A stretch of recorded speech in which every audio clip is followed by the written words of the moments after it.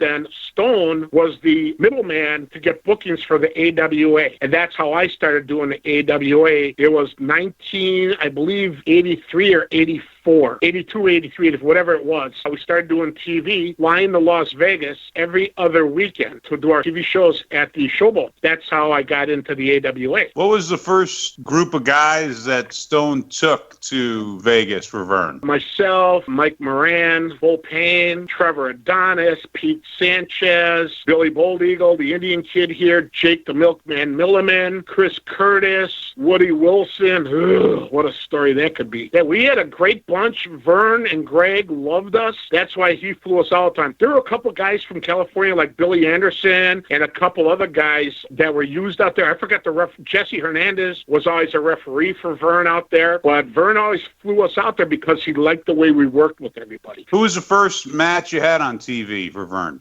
That would be some kid by the name of Shawn Michaels. Really? I wonder what ever happened to him. I heard I retired him now. He's no longer in the business. I have no idea what he's doing these days. He probably lost his smile.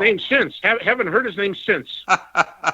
You could see that match on YouTube. A lot of my stuff is on YouTube these days between AWA and the old WWF. So the topic here this week in our second part of our three-part series is the untold stories of the AWA. You guys had a lot of fun out there in Vegas, raising a lot of hell. Got any stories? Yeah. Lay some on us. Tom Stone would, like I said, always book the talent. And he would book a couple guys from Chicago as well, Sonny Rogers, and there was always a kid by the name of Tolos the Greek. Stone, being Stone, kept ribbing Greg about who was, coming. So Stone kept telling Greg different names for Tolos. So every show, we did 4 hours. So on every show was a different Tolos.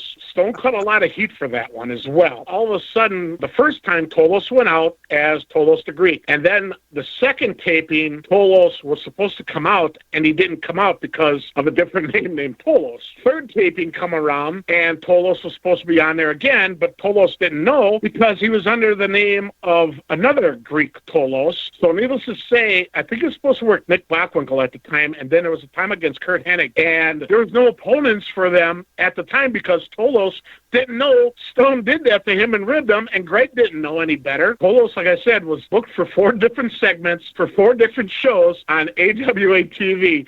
Never showed up for the last 3 tapings, which was hilarious.